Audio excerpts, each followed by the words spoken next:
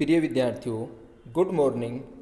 आज हम कक्षा 7 विषय विज्ञान वर्कशीट नंबर 11 को कर रहे हैं और आज हम पादपों में अर्थात पौधों में पोषण की कुछ जो विधियां हैं, अन्य विधियां, उनके बारे में पढ़ेंगे।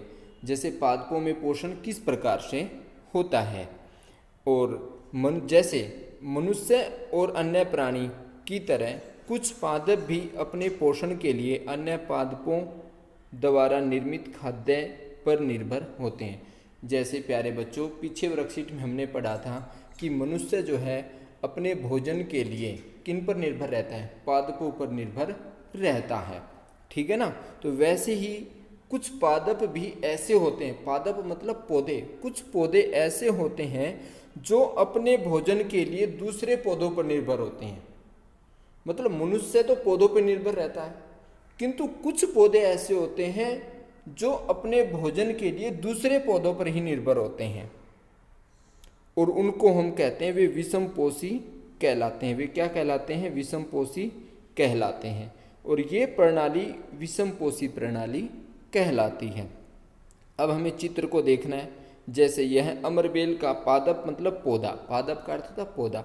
जो अमरबेल होती है इसमें नहीं होता, क्या नहीं होता?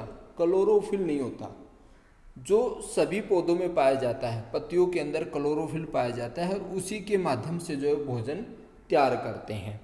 तो जो अमरबेल है इसमें क्लोरोफिल नहीं पाया जाता। जब इसमें क्लोरोफिल ही नहीं होगा तो फिर भोजन तैयार कैसे करेगी? तो ये अपना भोजन उस पादप से प्राप्त करती हैं। जैसे चित्र में दिखाया गया है ना, ये अमरबेल है, ये जो ऊपर जो पौधे पे डली हुई है, पीली पीली होती है, लाइनें टाइप की होती है। ठीक है ना। तो ये अपना भोजन उस पादप से प्राप्त करते हैं जिस पर ये आरोहित होते हैं। आरोहित का मतलब जिस पे ये चढ़ते हैं। आप अमरबेल को किसी भी पौधे पे डाल दो, कुछ समय के बाद उस पौधे को बिल्कुल सुखा देती है वो। कारण? क्योंकि उसके जो खाद्य पदार्थ होते हैं उनका भक्षण तो खुद कर लेती है। और जिस पर यह आरोहित होते हैं वह पादप परपोषी कहलाता है। मान लो किसी भी पौधे पे हमने अमरबेल को डाल दिया, अब अमरबेल का पोषण कौन कर रहा है? वो पौधा कर रहा है। तो पर मतलब दूसरे का, पोषी मतलब पोषण करने वाला, किसी दूसरे पादप अर्थात पौधे का पोषण करने वाला क्या कहलाएगा? पादप परपोषी कहलाएगा। क्योंकि अमरबेल जैसे पादप परपोषी को कह रहे कि जो अमरबेल है वो जो परपोषी, जो उसका पोषण कर रहा है, को अमूल्य पोषकों से वंचित कर देते हैं। अर्थात वो जो अपने लिए खाद्य पदार्थ तैयार करता है ना, उन सब का वो क्या कर लेती है? भक्षण कर लेती है, अर्थात उनको खा जाती है। और अतः इन्हें क्या कहते हैं हम? इसलिए इनको परजीवी भी कहते हैं। तो प्यारे बच्चों, आपने जाना कि मनुष्य जिस प्रकार से अपने भोजन के लिए पौधों पर निर्भर रहता है, उसी प्रकार से कुछ पौधे ऐसे हैं जो अपने भोजन के लिए दूसरे पौधों पर निर्भर रहते हैं। वो है अमरबेल। ठीक है। अब हम आगे बढ़ते हैं। क्या आपने ऐसे पादपों को देखा अथवा सुना है जो जंतुओं का भक्षण करते हैं? हाँ, अब हम कुछ ऐसे पादपों के बारे में जानेंगे। मतलब कुछ पौधे, मतलब पौधे भी जंतुओं का भक्षण करते हैं। ऐसे पौधे भी हैं जो जंतुओं का भक्षण करते हैं। देखो, पौधे, कुछ पौधे ऐसे जो दूसरे पौधे का भोजन ही खा जाते हैं, जैसे अमरबेल। और कुछ पौधे ऐसे जो दूसरे जो जीव जंतु हैं उनको भी खा जाते हैं। है ना रोचक जानकारी? जैसे घटपर्णी पादप है, विनस फ्लाई ट्रैप है, ये जो है दूसरे कीटो जीव जंतुओं को खाते हैं ये पौधे। अब कैसे खाते हैं उसके बारे में जानेंगे। कुछ पादप ऐसे भी हैं जो कीटों को पकड़ते हैं। पादप मतलब पौधे। कुछ पौधे ऐसे हैं जो कीटों को पकड़ते हैं तथा उन्हें पचा जाते हैं। और ऐसे पौधे हरे या किसी अन्य किसी रंग के हो सकते हैं। कह रहे ये जो पौधे ना हरे रंग के भी हो सकते हैं, कोई दूसरे कलर के भी हो सकते हैं। अब इन चित्र पादप को देखिए, कह रहे इनको देखो, जैसे ये दिखाई दे रहे, जैसे ये हरा भी दिखाई दे रहा है, पीले पीले टाइप से दिखाई दे रहे हैं, कोई रेड कलर में दिखाई दे रहा है, कोई ग्रीन में दिखाई दे रहा है, कोई येलो में दिखाई दे रहा है।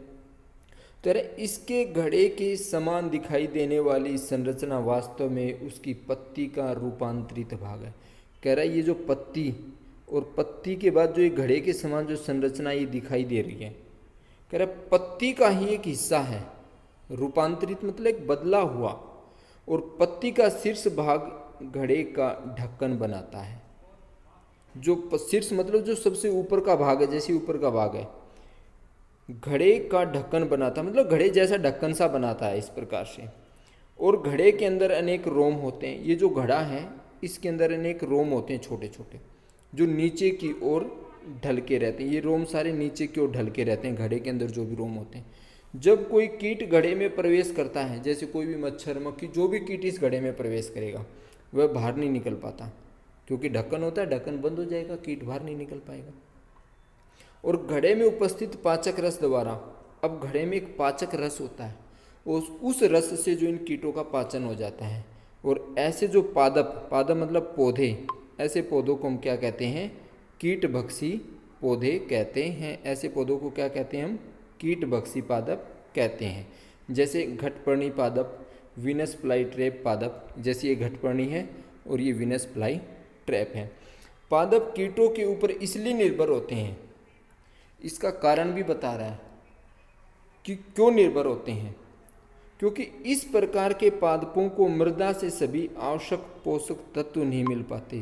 जो इस प्रकार के जो पादप है ना, जैसे ये घटपर्णी पादप है, इनको मृदा से सारे पोषक तत्व नहीं मिलते, इसलिए जो है कीटों पर निर्भर रहते हैं। अच्छा, अमरबेल क्यों नहीं अपना खाना पका पाती? क्योंकि उसमें क्लोरोफिल नहीं होता। और ये क्यों कीट खाते हैं? क्योंकि इनको मृदा से सारे पोषक तत्व नहीं मिलते, इसलिए कीटों पर निर्भर होते हैं। अब जानते हैं इसके वर्कशीट के बारे में। अभ्यास के लिए प्रश्न, पीले रंग के दुर्बल तने वाले परजीवी पादप का नाम लिखिए।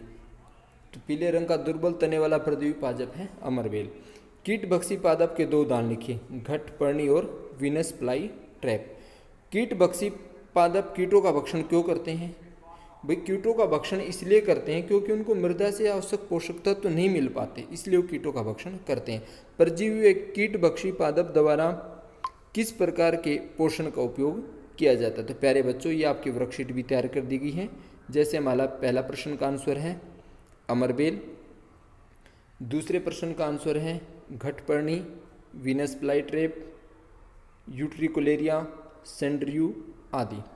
अच्छा, कीटभक्षी पौधे के शरीर में नाइट्रोजन नामक पोषक तत्व की कमी पाई जाती है, इसलिए कीटभक्षी पौधे कीटों का भक्षण करते हैं। और एक कारण ये भी है कि जो हमारा जो प्रश्न था ना, प्रश्न नंबर 3, ये 3 नंबर का आंसर है कि जो है कीटभक्षी पौधे के शरीर में नाइट्रोजन नामक पोषक तत्व की कमी पाई जाती है, ठीक है ना। और इसी के लिए जो है कीटभक्षी पौधे कीटों का भक्षण करते हैं। प्रश्न नंबर 4, प्रश्न नंबर 4 का आंसर है जो परजीवी पादप हैं। जैसे हमारा प्रश्न नंबर 4 क्या है?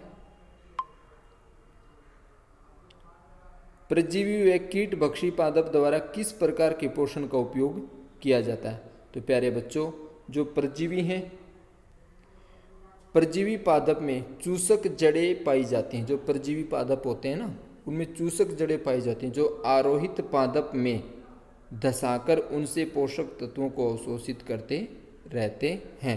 कह रहे कि जो परजीवी पादप में क्या चूसक जड़ें पाई जाती हैं। जैसे अमरबेल को हम किसी पे चढ़ाते हैं, मान लो शीशम पे चढ़ाया किसी दूसरे पर, तो उसमें चूसक जड़ें होती हैं, जो आरोहित पादप में धंसाकर, जो चढ़ा हुआ पादप है उसमें धंसाकर उनसे पोषक तत्वों को अवशोषित करते रहते हैं। अच्छा, कीटभक्षी पौधों में पाचक रस पाए जाते हैं और इन कीटों के ऊपर डालकर उन्हें पचा लेते हैं। जो कीटों के ऊपर डालकर उन्हें पचा लेते हैं, जो पाचक रस होता है ना, उसको कीटों के ऊपर डालेंगे फिर उसे पचा लेंगे। अर्थात परजीवी व कीटभक्षी पादप द्वारा विषमपोषी पोषण प्रणाली का उपयोग किया जाता है। तो प्यारे बच्चों, आशा करता हूँ आप इसको समझ गए होंगे, और आपको वीडियो पसंद आई हो तो आप चैनल को लाइक करें, सब्सक्राइब करें और शेयर भी करें। धन्यवाद।